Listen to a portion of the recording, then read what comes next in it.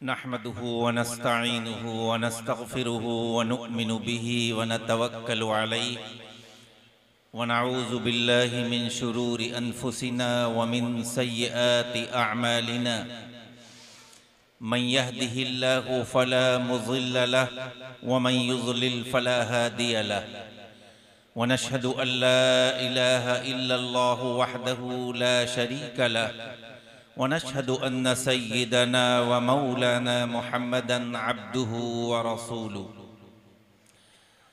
क़ाल रसूलुल्लाहि सल्लल्लाहु अलैहि वसल्लम कुन फिद दुनिया कअन्नका गरीबुन औ आबिरु सबीलिन वउद्द नफ्सक फी अहलिल क़ुबूर औ कमा क़ाल अलैहि अस्सलातु वस्सलाम। आज आपके इस मौज़ा श्रीनगर में इस्लाह मुआशरा के उन्वान पर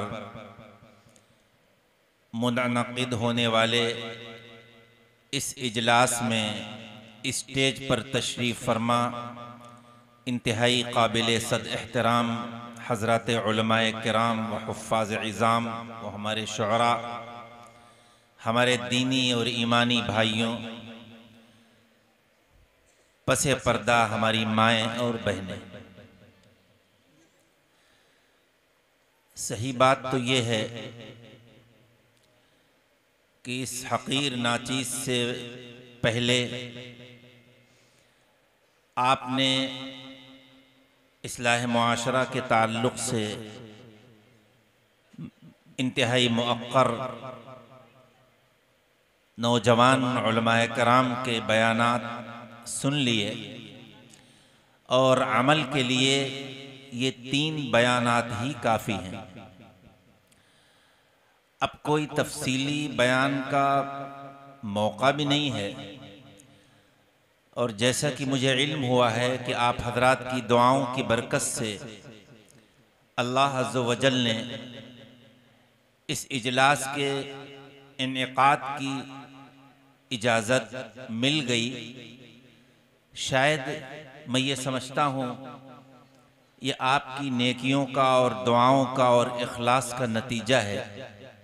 ज़रिया तो कोई भी बन सकता था, लेकिन असल ये आप हजरात ने जिस मेहनत और मशक्क़त के साथ, जिस इखलास के साथ और मुआशरा में फैली हुई जिन बुराइयों को दूर करने की गर्ज से इस इजलास को मुनाकिद किया था, क्योंकि आमाल का दारोमदार तो नियतों पर होता है। आपका मकसद यकीनन हरगिज़ ये नहीं होगा कि बहुत ज़्यादा मजमा हो जाए, इंतज़ामात बड़े आला हों।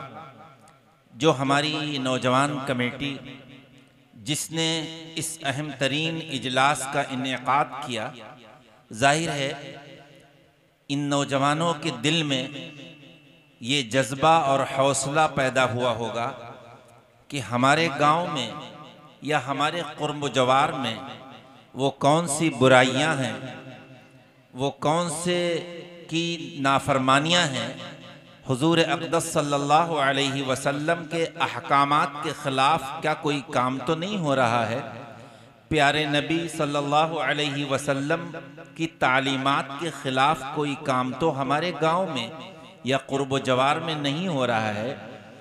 यकीनन आप यहाँ के रहने वाले हैं, आप यहाँ के हालात से बखूबी वाकिफ़ हैं।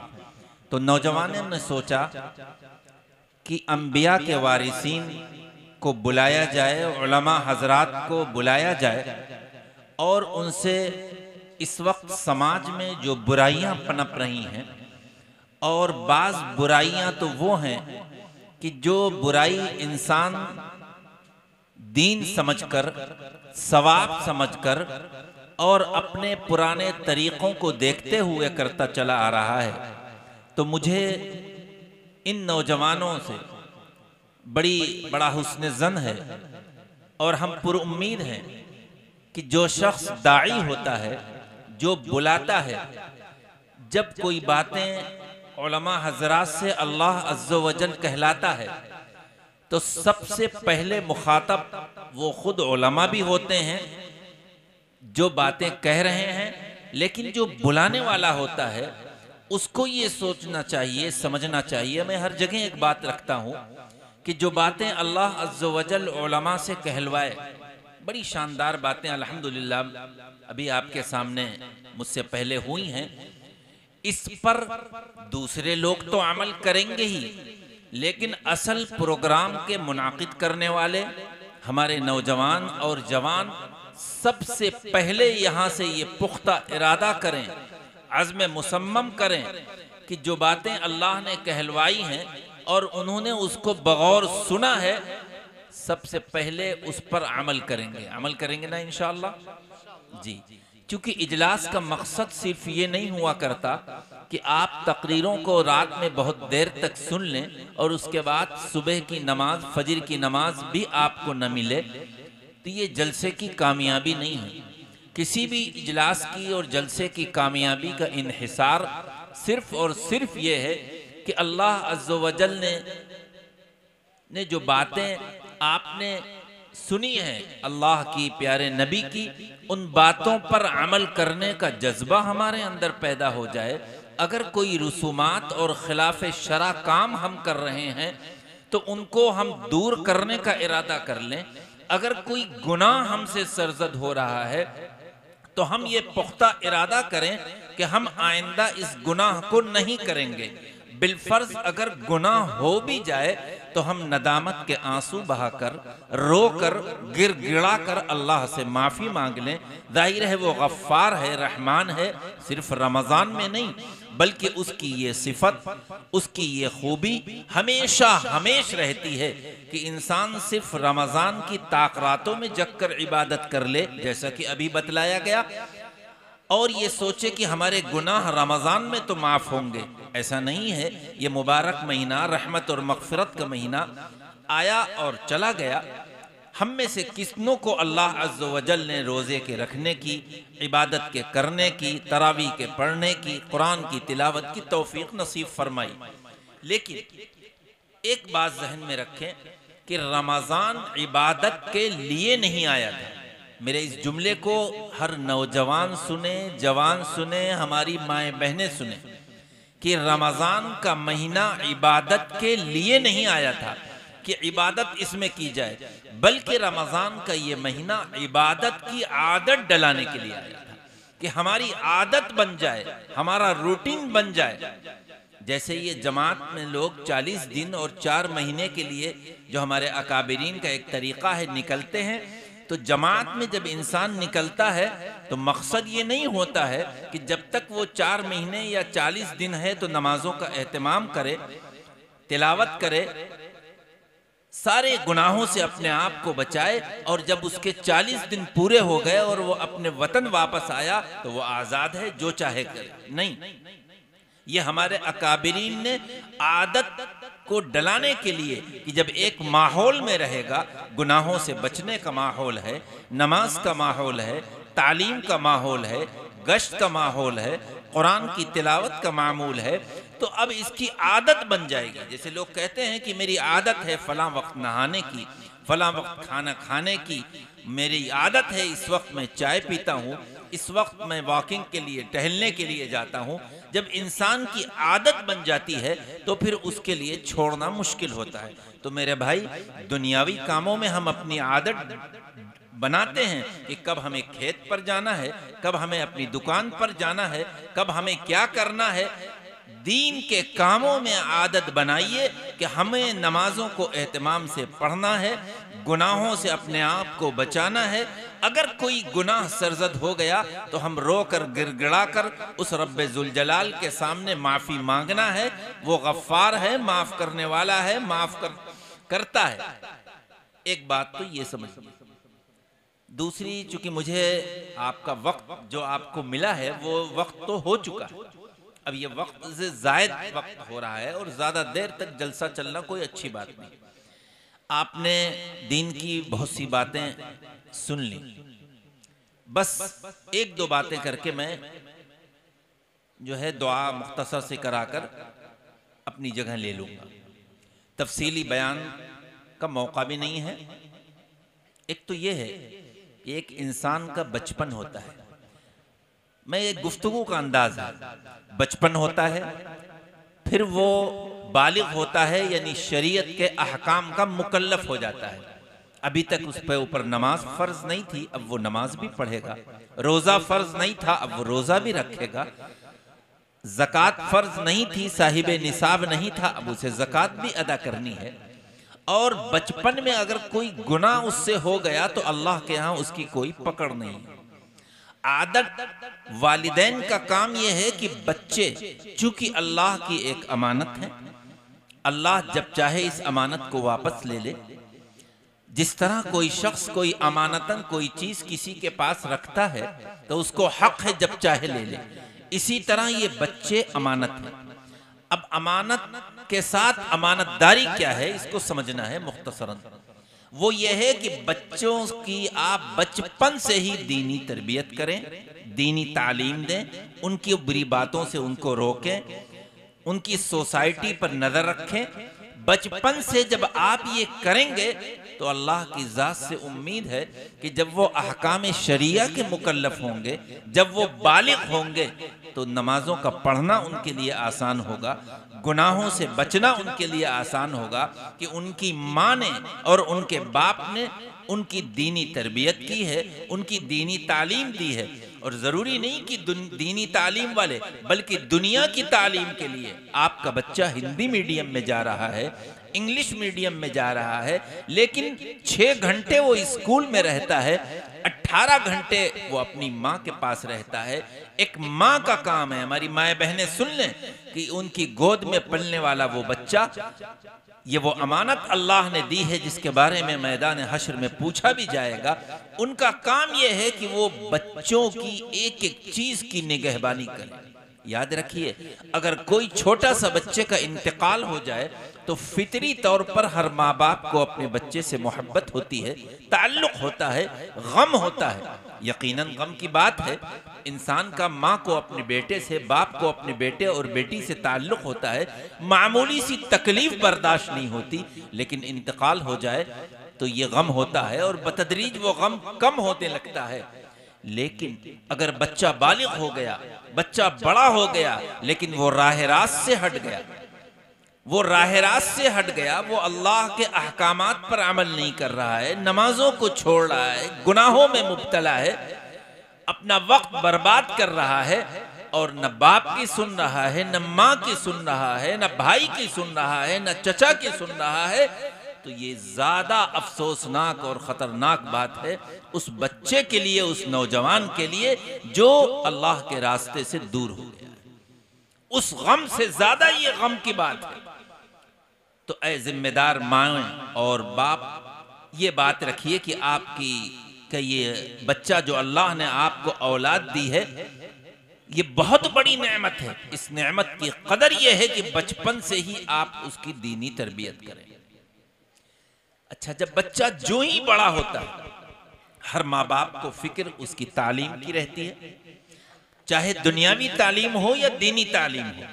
दुनियावी तालीम हो और दुनियावी तालीम में वो आला तालीम हासिल कर ले, MBA कर ले, MCA कर ले, डॉक्टर बन जाए, इंजीनियर बन जाए, तो फिक्र होती है उसकी जॉब की कि उसको अच्छी जॉब मिल जाए।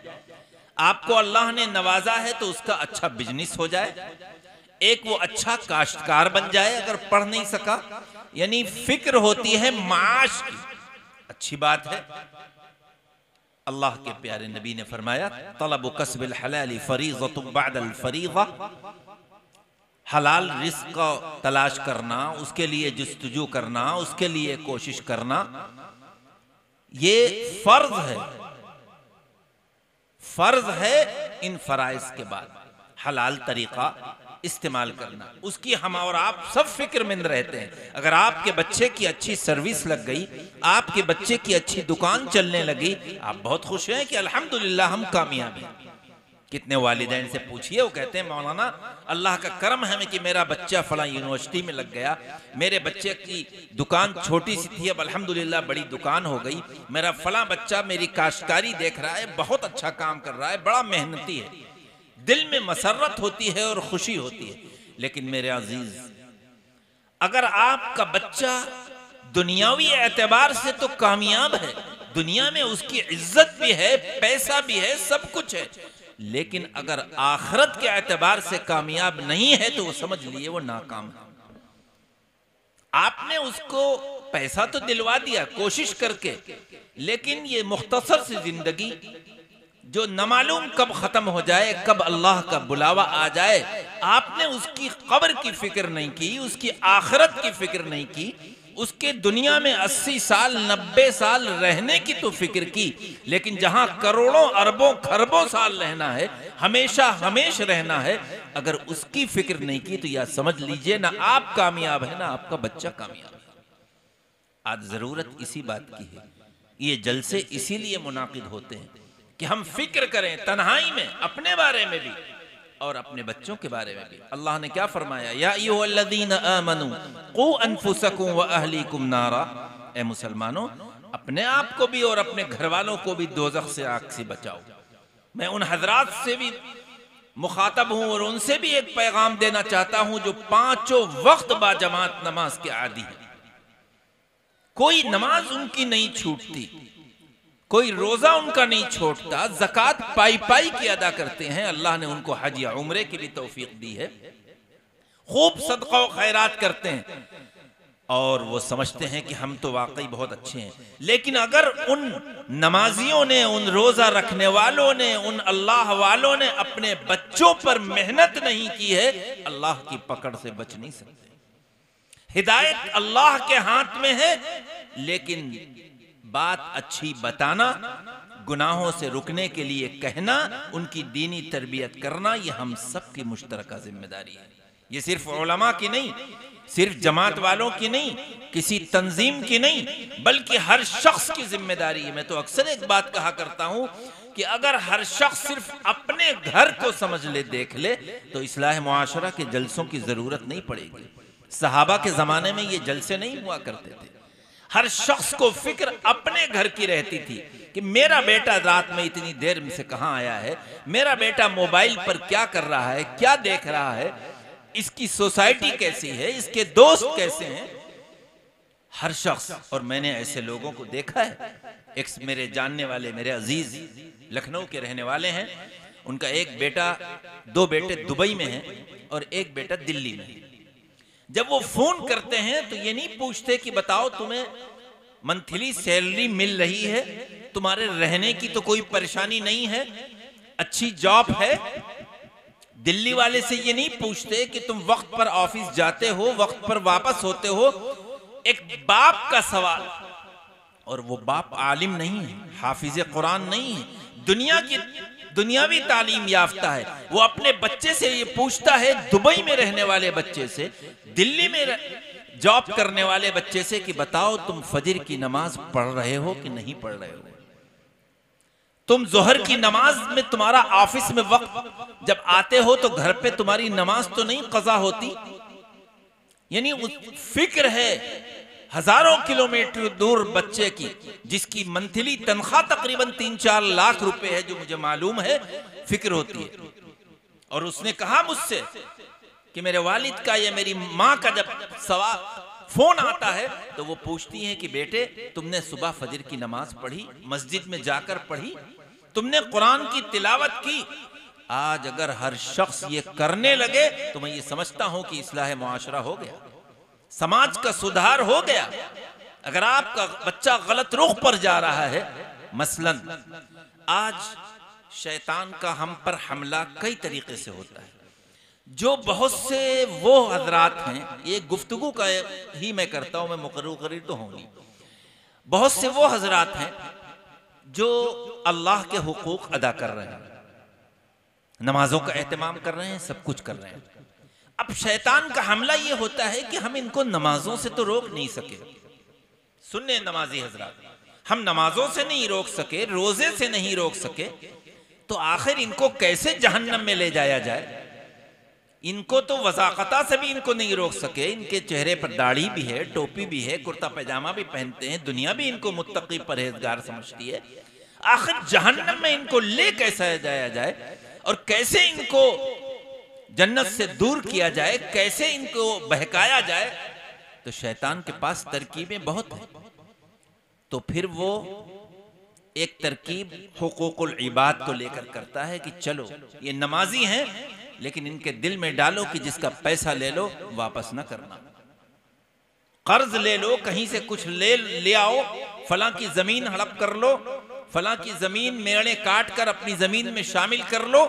अल्लाह माफ फरमाए, आप भी जानते हैं और हम भी जानते हैं कितने दीनदार लोगों से और नमाजियों से आप भी वाकिफ हैं और हम भी वाकिफ हैं कि वो नमाज तो पाबंदी से पढ़ते हैं लेकिन दूसरों के हुकूक अदा नहीं करते। वो नमाज तो पाबंदी से करते हैं लेकिन वरासत में वो अपनी बहनों को, अपने भाइयों को और अपनी बेटियों को जिनकी शादियां हो चुकी हैं वरासत में हक नहीं देते। क्या उनका नमाज पढ़ना मैदान हश्र में काम आ जाएगा? उनका बज़ाहिर नेक होना काम आ जाएगा? बाप एक जायदाद छोड़कर गया है, गौर से समझ लीजिए, इस्लाह मुआशरा का ये जलसा है। बाप एक जायदाद छोड़कर गया है, शरई एतबार से उसमें जो भी उनके बेटे हैं या बेटियां हैं उनका हिस्सा है। बाप ने अगर जिंदगी में कोई वसीयत की है तो वारिस के लिए तो वसीयत नहीं है, गैर के लिए है, लेकिन शरई एतबार से उनका हिस्सा है, चाहे वो छोटे हों चाहे बड़े हों, और चाहे बाप अपने बड़ा भाई या कोई भी बेटा अपने बाप के काम में शरीक रहता हो, काश्तकारी में, तिजारत में, गौर से इन बातों को समझिएगा और उसके बाद अपना मुहासबा करिए कि हम कर क्या रहे हैं। शरीक रहता है, वो कहता है मेहनत तो हमने की है, तुम तो स्टूडेंट्स थे फलां कॉलेज के, तुम तो पढ़ रहे थे, तुम तो छोटे थे, और ये हिस्से में तुम कैसे बराबर हो गए? तो ये वरासत का मसला कुरान से साबित है, इसमें अकल नहीं चला करती। जिन बेटियों की शादी हो गई है, चाहे जहेज में आपने कितना भी दे दिया हो, आपका दामाद लखपति और करोड़पति हो, लेकिन शरई एतबार से वो आपकी प्रॉपर्टी में, आपके उस बैंक में रखे हुए पैसों में हकदार हैं। अगर आप नहीं देंगे मैदान हश्र में इसके बारे में बास पुरस होगा। आज इतना बड़ा मजमा हमारे सामने है, अपना मुहासबा करे और जायजा ले, क्या हम वरासत में अपने बेटियों को, अपने बेटों को बाप के इंतकाल के बाद शरई एतबार से उनको बताते हैं कि कितना बाप छोड़कर गया? एक छोटा सा बच्चा है, मिसाल देते हैं कि 2 साल का बच्चा है, 5 साल का बच्चा है, उसे नहीं पता कि बाप का साया अब हमारे सर पर नहीं है तो वरासत में हमें कितना मिलेगा, अभी उसे कुछ नहीं पता। लेकिन जो बड़े हैं, अगर उन्होंने उसको हक को मारा है तो समझ लीजिए, अल्लज़ीना याकुलून अम्वालल यतामा ज़ुल्मन इन्नमा याकुलून फी बुतूनिहिम नारा। जो लोग किसी यतीमों के मालों को जुल्मन खाते हैं, हक नहीं है और इसका इस्तेमाल कर रहे हैं, वो समझ लें कि वो अपने पेटों में दोज़ख की आग को खा रहे हैं। क्या फरमाया? ला ताकुलू अम्वालकुम बैनकुम बिल बातिल, एक दूसरे का माल गलत तरीके से मत खाओ। इसकी शरअन इजाजत नहीं है कि वरासत का हक एक काम है एक शख्स का, एक बेटे का, कि वो हर भाई को, हर बहन को बताए। एक तो बाप ही को बताना चाहिए, बाप ना बता सका तो बताए कि बाप का जब इंतकाल हुआ था। मैं अपने घर की 1-2 मिसाल देकर दूं, इसलिए नहीं कि वो मेरा घर है। मेरे वालिद साहब का जब इंतकाल हुआ, आप लोग बात जानते हैं, बखूबी वाकिफ हैं, बड़े आलिम थे, मौलाना हुसैन अहमद मदनी के शागिर्द थे, हकीम नौशे मियाँ के नाम से मशहूर थे, मौलाना निजामुल हक। जब उनका इंतकाल हुआ तो एक गाड़ी हम लोगों के पास थी उस वक्त, उसका इस्तेमाल हम और हमारे भाई करते थे। गौर से सुनिएगा इस वाक़ये को। तो उसके बाद हुआ ये, हमारे भाई बाहर रहते हैं, लखनऊ में रहते हैं, बहनें हमारी लखनऊ में हैं, कोई सीतापुर में, कोई कहीं है। इस्तेमाल में हम 2 भाइयों के थे, तीसरे भाई वो भी इस्तेमाल करते थे। तो उसके बाद हम लोगों ने ये कहा कि नहीं, अब इस गाड़ी को बेचना चाहिए। लोगों ने कहा अरे भाई, गाड़ी आपके वालिद की थी, आप लोग इस्तेमाल करते थे, क्यों बेचेंगे? भाई अब इसमें हक हमारा नहीं रहा, अब इस गाड़ी में हमारा हक नहीं है। हम 4 भाई 4 बहनें हैं। उलमा से, मुफ्तियाने कराम से पूछ लीजिए, अब इसके 12 हिस्से होंगे। दो दो भाइयों को मिलेंगे, एक एक बहनों को मिलेंगे। अब ये फरोख्त होगी तो 12 टुकड़े तो गाड़ी के किए जाएंगे, यकीनन इसको बेचा जाएगा और बेचने के बाद जितने रकम होगी उसको 12 जगह तकसीम करके एक एक हिस्सा बहनों को और एक एक हिस्सा भाइयों को दी जाएगी। अल्लाह ने इस हकीर नाचीज को इसकी तौफीक अता फरमाई। उन्हें तो पता भी नहीं था, यह खेती बाड़ी है। 12 कुंटल गल्ला, कहने में कोई हर्ज नहीं है, हमारा कोई ज्यादा नहीं था, 12 कुंटल गल्ला आता था। आप उलमा से पूछ लीजिए कि अगर 4 भाई और 4 बहनें हैं तो 12 हिस्से किए जाएं, 2-2 बहनों भाइयों के एक एक, वो 1 कुंटल के हकदार बहन और 2 कुंटल के हकदार भाई, उसके पैसे अल्लाह ने भिजवाए हैं। ये तरबियत ऐसी की गई थी। हजरत मुफ्ती तकी उस्मानी साहब ने एक जगह लिखा है कि जब उनके वालिद मुफ्ती शफी साहब का इंतकाल हो गया तो एक बड़े आलिम और बड़े बुजुर्ग ताजियत में पहुंचे। अब जब वो आए तो वो कमजोर थे, बड़े आलिम थे, कमजोर थे।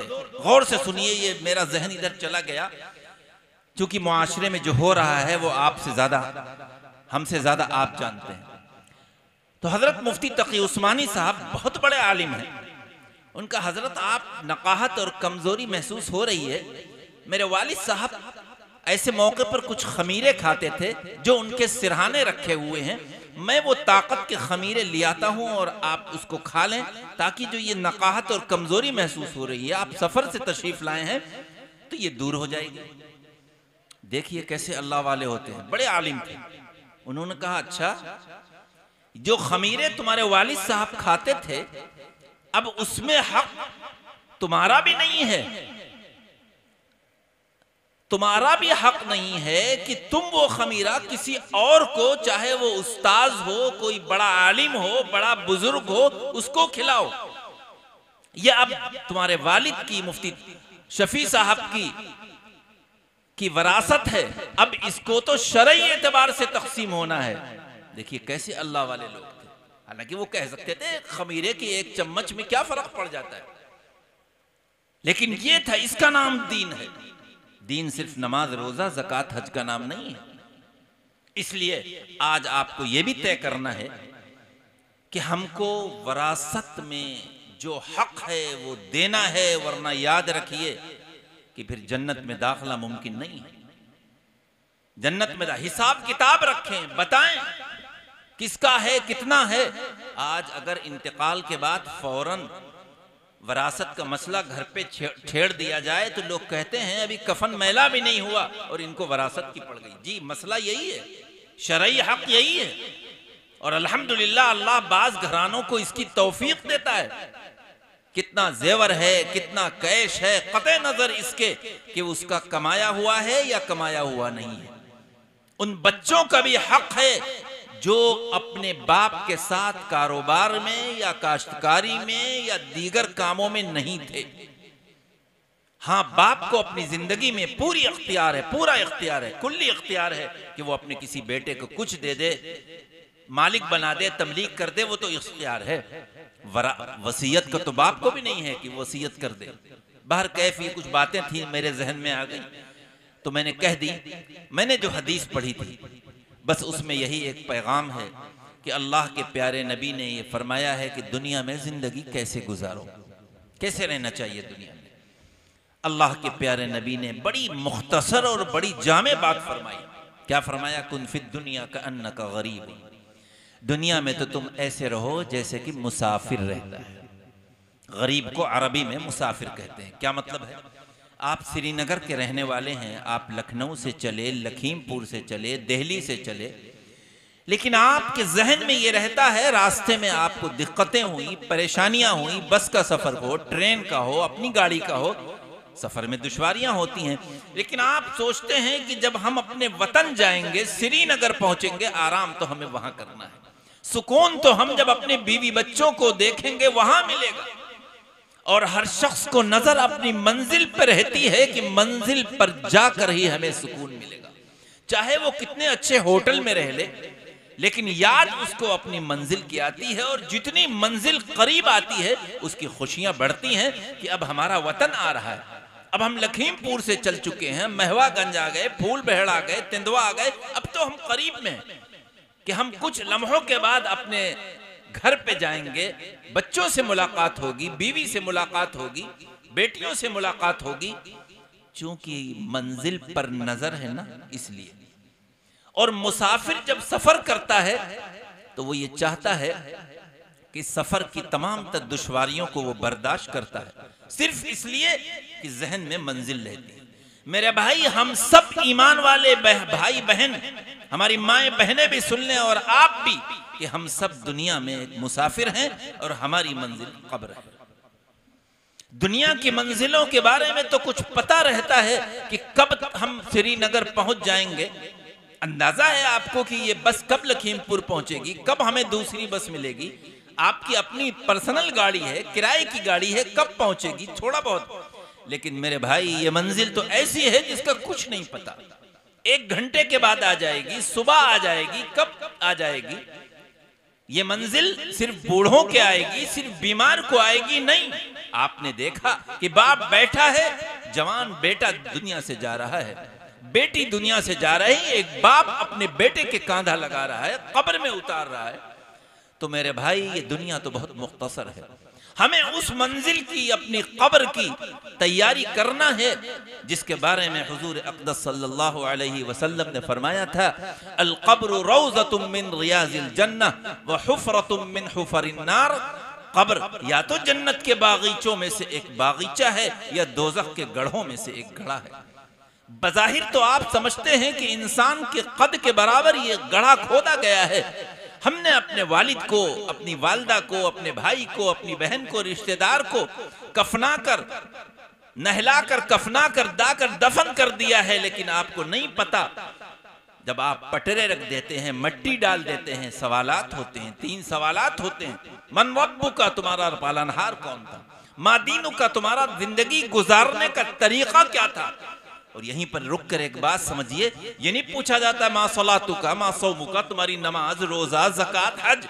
मा दीनुक, तुम्हारा जिंदगी गुजारने का तरीका क्या था? तुमने जिंदगी में कोई रस्म रवाज तो नहीं किए? तुमने जिंदगी में वरासत में हिस्सा आप सबको दिया? शरई एतबार से तुमने वरासत तकसीम की, दीन में सब कुछ आ गया। अगर हमने किया है तो दीन अल इस्लाम, हम कह सकते हैं कि मेरा तरीक़े जिंदगी तो इस्लाम था। अल्लाह के प्यारे नबी की शक्ल मुबारक सामने लाई जाती है कि मा तक़ूलु लिहाज़ा रजुल, इनके बारे में तुम्हारा क्या ख्याल है? अल्लाह का कितना करम है कि आज किसी स्टूडेंट्स को, किसी तालिब इल्म को अगर एग्जाम का पर्चा पता लग जाए तो वो बड़ा खुश होता है कि पर्चा आउट हो गया, अब उसके हल करने में कोई दिक्कत नहीं है। अल्लाह ने कब्र के पर्चों को आउट कर दिया है, बता दिया है, क्वेश्चन आ गए हैं, हमें उसका आंसर और जवाब देना है। उसी के लिए ये जिंदगी अल्लाह ने दी है जिसमें हम और आप मुसाफिर हैं। मेरे भाई, पिछले साल रमजान में जो हजरात थे, क्या उनमें के सब यहाँ मौजूद हैं? नहीं। कितने लोग ऐसे होंगे जो अपनी कब्रों में आराम कर रहे हैं, और आने वाले रमजान में हम में से किसको ये मुबारक महीना मिलेगा नहीं मिलेगा, उससे पहले ही अल्लाह का बुलावा आ जाएगा। इसलिए मेरे भाई, नमाजों का भी एहतमाम करिए, लेकिन ये देखिए कि वो कौन सी कमियां हैं जो आज हमारे घर पर पनप रही हैं, कौन से खिलाफे शरा काम हैं जो हम कर रहे हैं।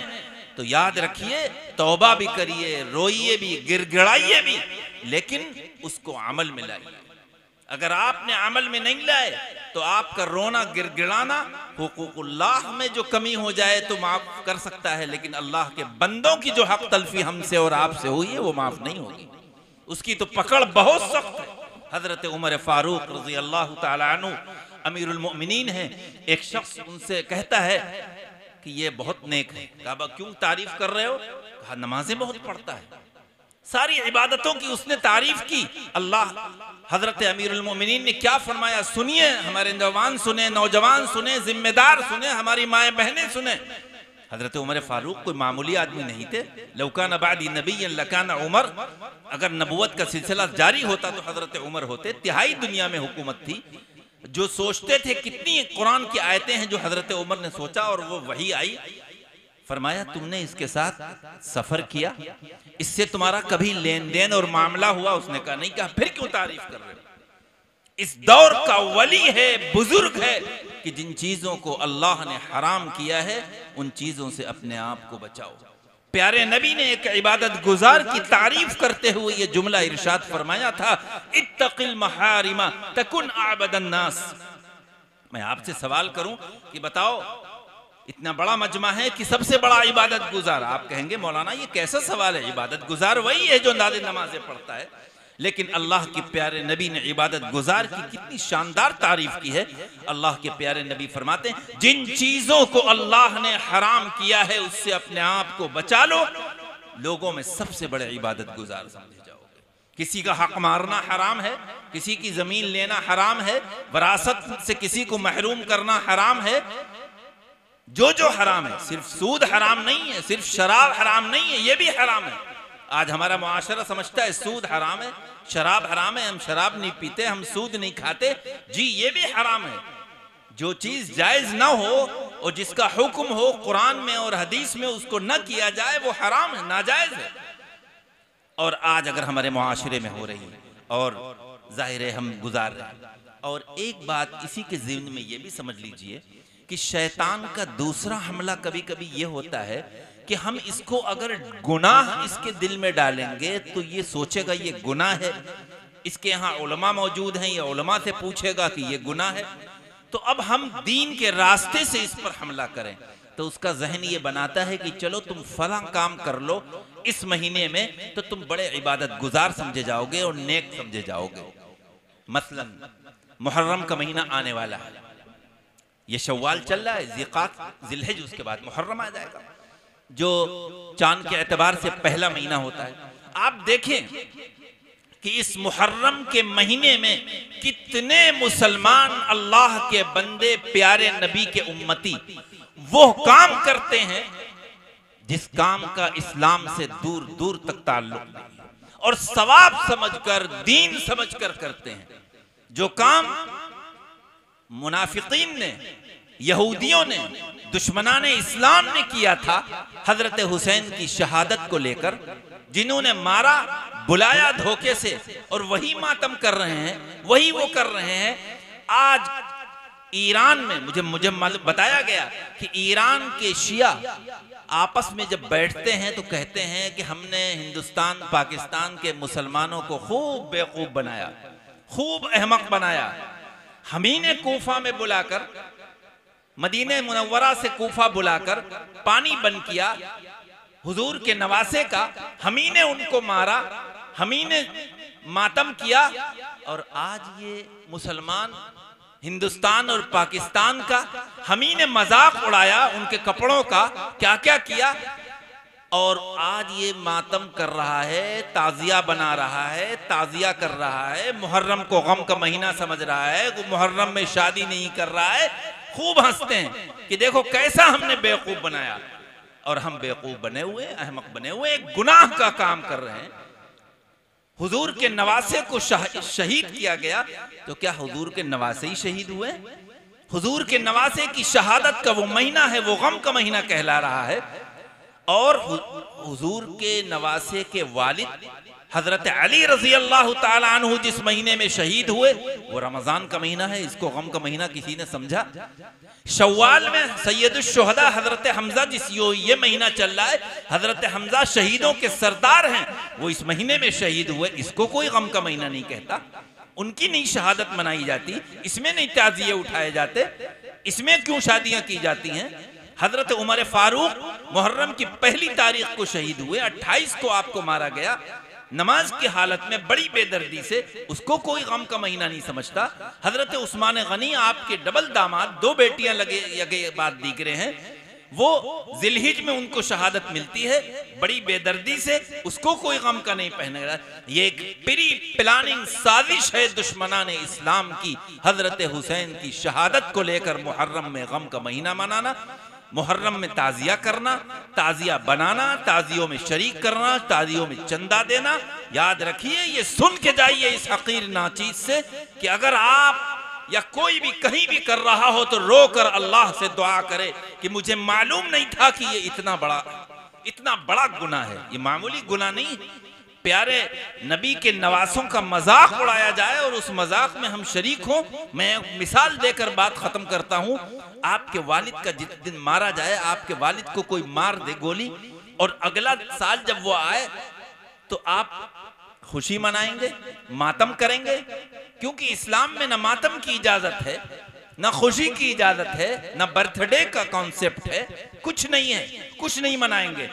इसलिए अगर इस आने वाले मुहर्रम में कोई भी ऐसा काम कहीं भी हो रहा हो, आपके इल्म में आए, नौजवान कर रहा हो, जवान कर रहा हो, कोई भी कर रहा हो, मैं अपनी माओ बहनों से कहता हूं, इन जवानों के जिम्मेदारों से कहता हूं कि खुदा के लिए इस गुनाह अजीम से अपने आप को बचा लो, वरना हो सकता है कि इसी गुनाह की वजह से दोज़ख की आग में जलना पड़े।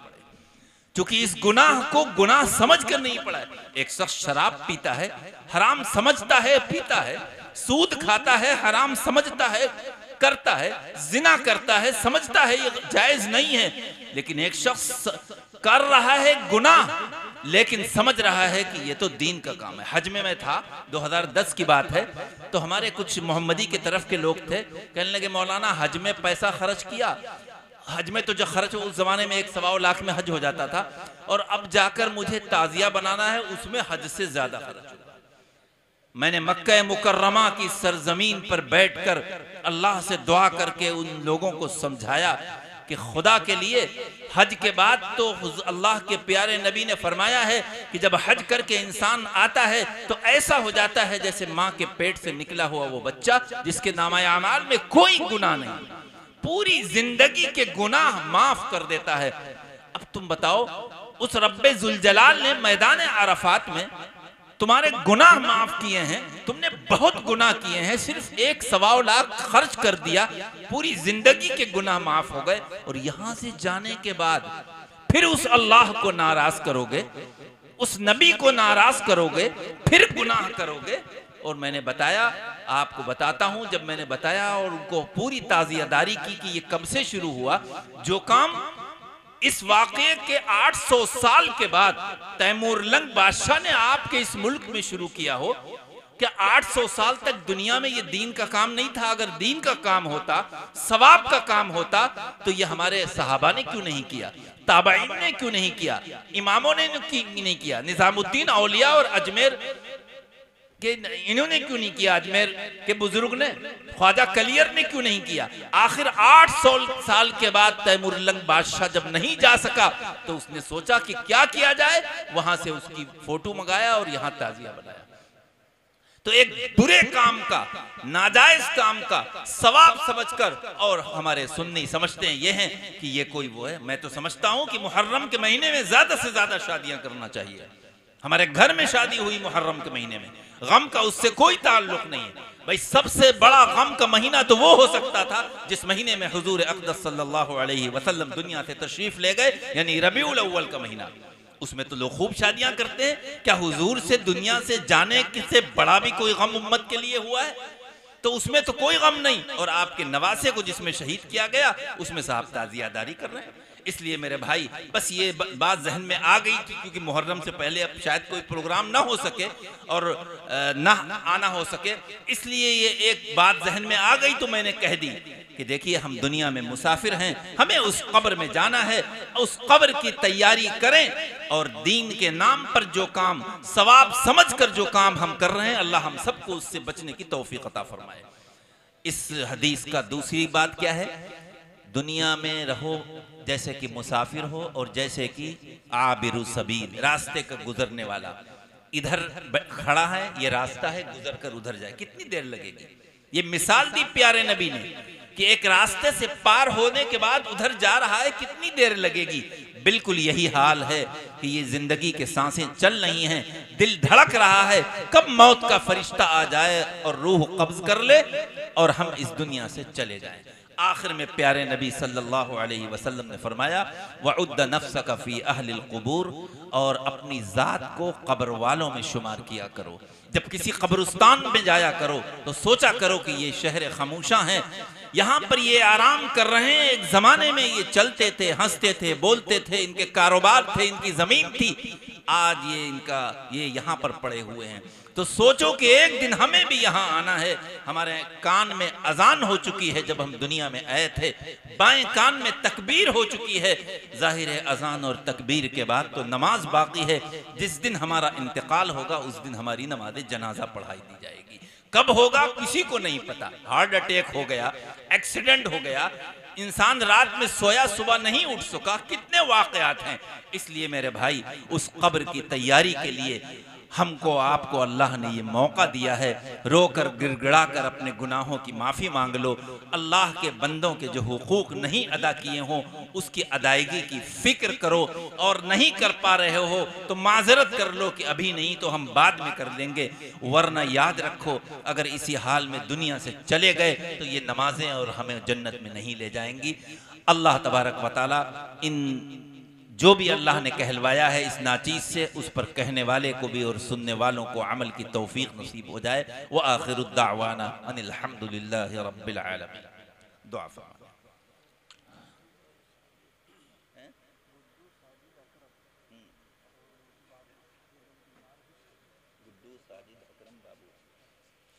ये भाई गुड्डू भाई, साजिद और अकरम और बाबू भाई, ये हजरात बीमार हैं। और इसके अलावा भी जो बीमार हों और आपके इल्म में हों तो आप ये दुआ फरमाएं कि अल्लाह ताला इनको शिफाए कामिला अता फरमाए। अल्हम्दुलिल्लाहि वहदह रब्बना ज़लमना अनफुसना व इन लम तग़फिर लना व तरहमना लनकूनन्ना मिनल खासिरीन। रब्बना आतिना फिद दुनिया हसना व फिल आखिरति हसना व क़िना अज़ाबन नार व क़िना अज़ाबन नार व क़िना अज़ाबन नार। ऐ अल्लाह यकीनन हम सब तेरे बंदे हैं, तू हमारा माबूद बरहक है। ऐ अल्लाह सही माना में बंदा बनने की तौफीक नसीब फरमा। ऐ अल्लाह जैसा कि मैंने सुना है कि हम सब दुनिया में मुसाफिर हैं और हमारी मंजिल कब्र है। ऐ अल्लाह न मालूम कब को मौत का फरिश्ता भेजकर हमारी रूह कब्ज कर ले और लोग हमको नहला कर कफना कर उस गड्ढे में डाल जाएं। ऐ अल्लाह उस गड्ढे में जाने से पहले, कब्र में जाने से पहले उसकी तैयारी की तौफीक नसीब फरमा। ऐ अल्लाह इस रमज़ान अल मुबारक में जो इबादतें हमने की हैं, जो नमाजें पढ़ी हैं, तिलावत की है, रोज़े रखे हैं, ऐ अल्लाह तुम हमारी तमाम इबादतों को कबूल फरमा ले। ऐ अल्लाह इस माह मुबारक में जिस फ़िक्र के साथ, जिस जज्बे के साथ, जिस हौसले के साथ हमने इबादतें की हैं, तेरे घर को आबाद किया है, ऐ अल्लाह ये तेरा घर है। हम हमेशा इसको अपने सजदों से आबाद रखें, इसकी तौफीक नसीब फरमा। ऐ अल्लाह एक रिश्तेदार अगर कुछ रिश्तेदार के यहाँ चंद दिन जाए और फिर न जाए तो उसको फिक्र होती है। ऐ अल्लाह तेरे घर हम एक महीना आए हैं, ऐ अल्लाह हम यहाँ से इरादा हमारा नौजवान और जवान कर रहा है कि जब तक ये सांसें चल रही हैं, दिल धड़क रहा है, हम तेरे घर को आबाद रखेंगे। ऐ अल्लाह हम सबको बाजमात नमाज की तौफीक नसीब फरमा दे। ऐ अल्लाह रोज आना कुरान की तिलावत की तौफीक नसीब फरमा दे। ऐ अल्लाह अगर कोई हक हमने किसी का मारा हो, ऐ अल्लाह अगर वरासत में हमने अपने भाई बहनों को, अपने बेटे बेटियों को महरूम किया हो तो ऐ अल्लाह हम सबको पुख्ता इरादा करते हैं कि हम वरासत के एतबार से उलमा से मसला पूछकर पाई पाई का हिसाब करेंगे। ऐ अल्लाह मौत से पहले हमको ये अहम काम करने की तौफीक नसीब फरमा दे। ऐ अल्लाह हम सब के दिलों में मोहब्बतें पैदा फरमा दे। ऐ अल्लाह प्यार के साथ, अमन व शांति के साथ हम इस मुल्क में रहें, इसकी तौफीक नसीब फरमा दे। ऐ अल्लाह यकीनन हम गुनहगार हैं, खताकार हैं, लेकिन तू गफ्फार और रहमान है, हमारे तमाम गुनाहों को माफ़ फरमा दे। ऐ अल्लाह हम सब तो तेरे दर के भिखारी हैं। ऐ अल्लाह दुनिया का भिखारी अगर एक दर पर जाए न मिले तो दूसरा और तीसरा दर देखता है, लेकिन ऐ अल्लाह हमारे लिए तो सिर्फ तेरा दर है। दर के भिखारी हैं और भिखारियों की तरह हाथ उठाए हुए हैं। ऐ अल्लाह हमारे उठे हुए हाथों की लाज रख ले और हमारे तमाम गुनाह को माफ़ फरमा दे। ऐ अल्लाह तो हमसे हमेशा हमेश के लिए राजी हो जा। ऐ अल्लाह यकीनन हम यहाँ के रहने वाले कहीं भी हों तो हमें अपना वतन याद आता है। हम ऐसे मुसाफिर हैं कि वतन में जब आते हैं तो खुश होते हैं। इसी तरह ऐ अल्लाह हम सब मुसाफिर हैं और हमारी मंजिल कब्र है। ऐ अल्लाह उस कब्र की मंजिल के आने से पहले हमें उसमें जाने की तैयारी की तौफीक नसीब फरमा दे। ऐ अल्लाह हम में जो बीमार हो उनको शिफाए कामला अता फरमा, जो दुनिया से चले गए हैं उनकी बाल बाल मग़फ़िरत फरमा। ऐ अल्लाह आने वाले साल का ये पहला महीना जो मुहर्रम है, जो काबिल एहतराम महीना है, ऐ अल्लाह इस महीने में जो रसूमात और जो बिदआत हम लोग महज दुश्मनाने इस्लाम के कहने की वजह से, उनकी तदबीरों की वजह से कर रहे हैं, ऐ अल्लाह हम सबको उनसे हिफाजत फरमा ले। ऐ अल्लाह ताज़िए को हम न बनाएं, ताज़िए में पैसा न दें, ऐ अल्लाह इसको न उठाएं, इसमें शिरकत न करें। ऐ अल्लाह इतना अजीम गुनाह अगर हमसे सरजद हो रहा है तो ऐ अल्लाह हम रो कर गिड़गिड़ा कर माफ़ी मांगते हैं। ऐ अल्लाह अभी तक जो कुछ हुआ हुआ, लेकिन तू गफ्फार है, माफ़ करने वाला है। हम सब ये इरादा करते हैं कि इस माह मुहर्रम में जो चीज़ दुरुस्त है, सही है, उसको हम करेंगे और जो गलत तरीके हैं उससे हम अपने आप को बचाएंगे। ऐ अल्लाह दुनिया कुछ भी कहे, हमें दुनिया को नहीं देखना, हमें सिर्फ और सिर्फ ऐ अल्लाह तेरी मर्जी चाहिए, तेरा हुक्म चाहिए। ऐ अल्लाह कब्र में कोई दुनिया वाला हमारे साथ नहीं जाएगा, वहाँ कोई काम नहीं आएगा। ऐ अल्लाह सिर्फ और सिर्फ नेक अमल काम आएंगे। ऐ अल्लाह हम सबको नेक अमल की तौफीक नसीब फरमा दे। ऐ अल्लाह हम सब में प्यार और मोहब्बत अता फरमा दे। ऐ अल्लाह हमारी इन दुआओं को सरवरे कायनात फ़ख्र मौजूदात सल्लल्लाहु अलैहि वसल्लम के सदक़े तुफ़ैल में कबूल फरमा ले। रब्बना तक़ब्बल मिन्ना इन्नका अंतस समीउल अलीम, ला इलाहा इल्ला अंत सुब्हानका इन्नी कुन्तु मिनज़ ज़ालिमीन, बिरहमतिका या अरहमर राहिमीन।